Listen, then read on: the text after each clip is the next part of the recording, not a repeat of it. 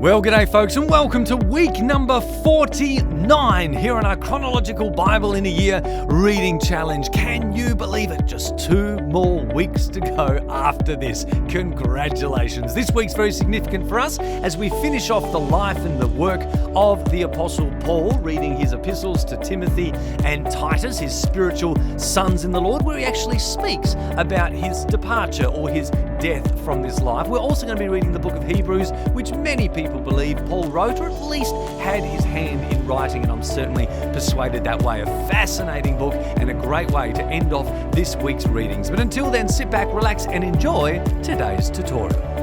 All right, guys, well, thank you for joining me. I'm outdoors here during summer holidays. I built my little daughter an outside kitchen to play in, and she's not here today, so I thought I would enjoy it in her absence and invite you along to the party. So thanks for joining me.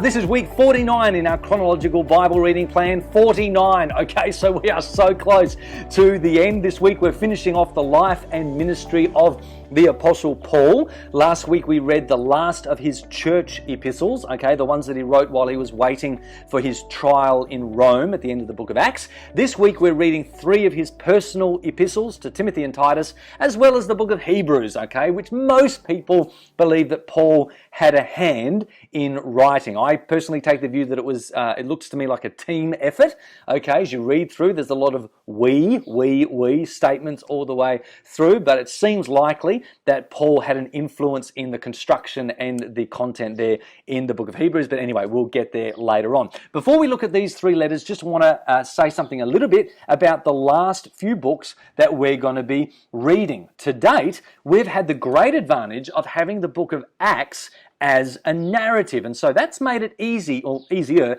to place the dating of many of Paul's letters. But from now on, we don't have Acts anymore, and so it's a little more complicated to work out the exact chronology. We've kind of got to piece things together from the epistles and also some extra biblical historians that were around in the first century. But what it seems that happens is that after his release from Rome, Paul's trial apparently went well. He's back on the road again, okay? He's ministering, he's preaching, he's teaching, and he's writing letters. He might have gone to Spain. We don't really know. He was planning to go there. That's what he said to the Romans. It looks like he went to Crete, where he leaves Titus. He looks like he goes back to Macedonia and Asia and visits all his friends there. But what we do know is that after maybe about a 3-year trip, something like that, he ends back in Rome, back in prison again, and it is there that Paul is martyred, okay? He dies, so to speak. I'll get to that later. He dies for his profession of Christ, and this happens in what historically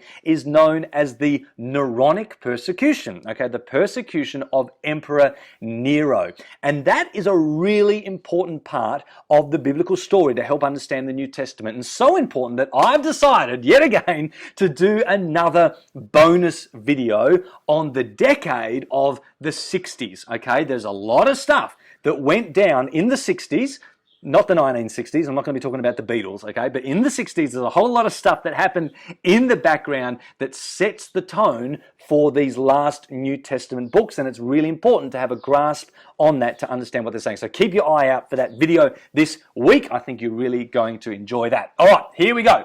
Timothy, Titus, and the book of Hebrews. I want to say a few things about Timothy and Titus, and then I'll check out Hebrews, okay? The first thing I want you to note as you read Timothy, Titus, and 2 Timothy is the relationship that Paul has with these men. They are young men, and they are basically his sons in the faith. We know that Paul's not married. He doesn't have any biological kids, and so he's really investing, as he nears the end of his life, he's investing into these young men to carry on his legacy. Basically, he's handing over the family business, okay, to these faithful young men. And so he really wants to instill in them some final words of wisdom. You also see in these letters, and I kind of hinted at it before, but his attitude again towards death. Paul knows that he is facing martyrdom, but he doesn't use the word death to describe that. As far as Paul's concerned, he's not going to die. All he's going to do is depart his body. Okay, he talks about running his race, finishing his course, fighting the good fight. A crown of righteousness is awaiting for me. The time for my departure has come. Not the time for my death has come. Why? Because Paul believes he has immortality in the gospel. Death is about being cut off from life. That's never going to happen to Paul. After all, Jesus said, those who believe in me will not die. Okay? What will they do then? Well, they'll simply depart. Okay? And that's his mentality. He said it to the Philippians last week. He said it to the Ephesian elders in Acts chapter 20. Peter says the very same thing next week, and it comes out in these letters as well. My departure is near. And again, like I said last week, this is a very different mindset to what the Jews have always had. They never wanted to die, okay? They never wanted to go to Sheol, to be cut off from life. Paul does not have that concern. In fact, he's kind of looking forward to it, but in these last days that he has, he wants to invest into these spiritual sons. The other thing you're going to notice in these letters is some very common features about them, all right? He uses the phrase trustworthy saying. We've not seen that before, but he does it over and over again. These are kind of like nuggets of truth that you can take to the bank, son. Now, those type of things. Keep your eye out for that. He also mentions a lot the importance of having a clear conscience or a good conscience. Again, he's nearing the end of his life, so a good conscience is really important to him. I noticed that this week. The other thing he says over and over again is he talks about sound doctrine, all right? So notice that. He is instilling into his sons in the faith the importance of the scriptures and the importance of having sound teaching and sound doctrine. And the other thing that occurred to me, or that I noticed this week in these letters, is his use of the phrase Christ's appearing. The appearing of Christ. It's a very rare word in the New Testament. It's only used 6 times, but 5 of them are in these letters. And get this, it's the word epiphany, okay? We use that in English today. The epiphany of Christ. In these letters, he doesn't speak about the Lord's coming, but he speaks about the Lord's appearing. You know, when we've read the Lord's coming in other books, it kind of has this feeling of dread about it. Well, the Lord's appearing is a very hopeful thing. And what Paul might be doing is alluding to the fact that Jesus, one of the things that Jesus is our high priest. When the high priest on the Day of Atonement would go into the Holy of Holies, he would disappear behind the curtain. The people would not see him. He would disappear from their view. And they would wait for him while he sprinkled the blood in the holy place until he would reappear again. All right? And when he reappeared, they knew that the atonement was complete, that he had done it, the blood basically had done its job. And so it's possible he might be hinting at this hopeful appearing like the people used to hope for the high priest. Keep that in mind. And I mention that because that brings us to the book of Hebrews. Okay, like Romans, Hebrews is this huge theological treatise on the gospel. Okay, it's a big book. You probably want to read it in 2 sittings. And as I said before, many people believe that Paul had his hand in it. But unlike Romans, it's not written to a Jew and Gentile audience. Remember, we've been talking about that for weeks, about most of Paul's church letters have a mix of Jew and Gentile in them. Well, this letter is not. It's written wholly and solely to Hebrews. That's why we call it the book of Hebrews. Okay, it is written exclusively to a Jewish audience. Exactly where, we don't know. In fact, it's probably designed to be circulated amongst Jewish Christians. But I need to stress this point, okay? Before you sit down and read Hebrews this week, you need to put yourself in a Hebrew mindset, okay? Put yourself in their shoes. Imagine yourself as a Jewish Christian. All your life, you've worshipped God according to Torah. You've gone to the temple 2 or 3 times a year. You've offered your sacrifices. You've come to the priests. You've celebrated the festivals that Moses prescribed. You've been sitting in synagogue, listening to the prophetic promises for your people that your God one day will bring about. And then you came to Christ. You discovered Jesus is the one we've been waiting for. The good news broke into your heart and you discovered a new way to worship God. You come now to God through Jesus Christ. But with that good news came some bad news. Much of your family, much of your kinsmen, much of your community that loves God and serves Him reject Jesus. and they begin to persecute you. You are cut out of the inheritance of your father, okay? Your property basically is taken from you. You are cut out of synagogue. You are excommunicated. You're no longer allowed in the temple. You know, God forbid that someone there sees you or knows that you worship Jesus. You are now an outcast in your own community. That is the mindset that you need to have as you read the book of Hebrews, because that is who it was written to.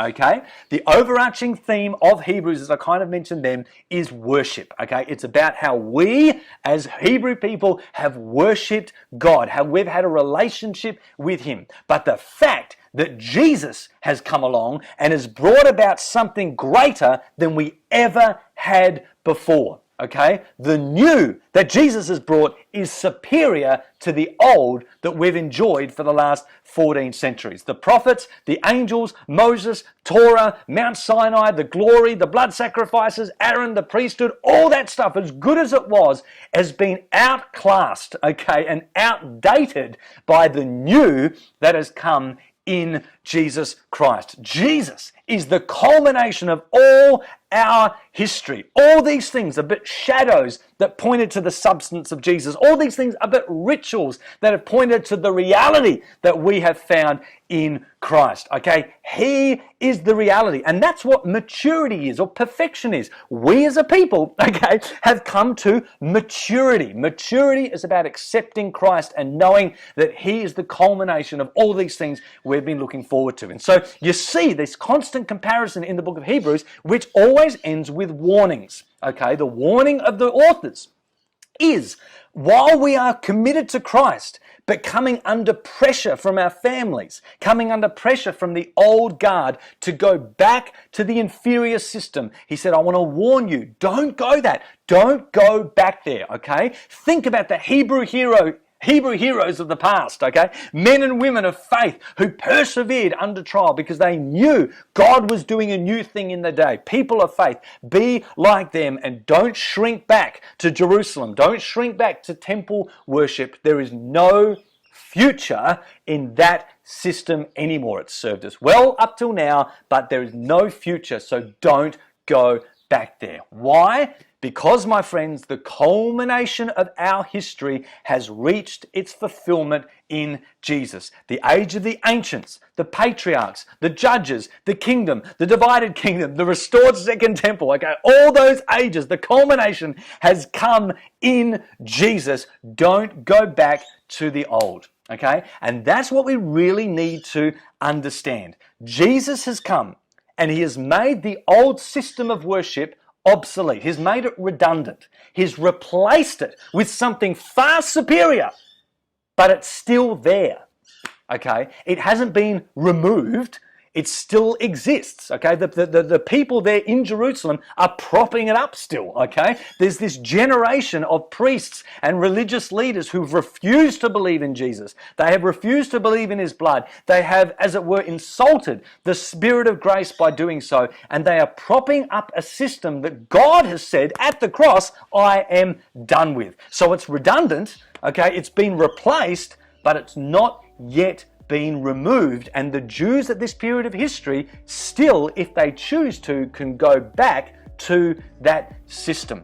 And the author is saying, don't do that. There is no future there. There is coming a time where these created things will be shaken and ultimately removed. In the meantime, don't go back there, because one day it's all going to come down in flames. All right? That's basically the mode you need to be in when you put yourself in the shoes or the sandals, if you like, of these original audience as you're reading. Okay? Timothy and Titus are really easy. Read Timothy, Titus, and then 2 Timothy in that order in one sitting. Hebrews you might have to split into 2 sittings. Okay? Maybe chapter 1 to 8 and then 10 to 13. And keep your eye out this week for my bonus video on the devastating decade of the 60s as we understand some of the historical background. Bless you heaps, guys. 2 more weeks to go after this. Thanks for joining with me, and I'll see you then. That's it for today's lesson. I really hope you enjoy your readings this week. Remember, allow yourself time to read as much as you can in one sitting. Don't get lost in the detail. Just keep going and watch the Bible's big story unfold before you. Remember also to hit me up on our social media channels or website, and I'll see you next time.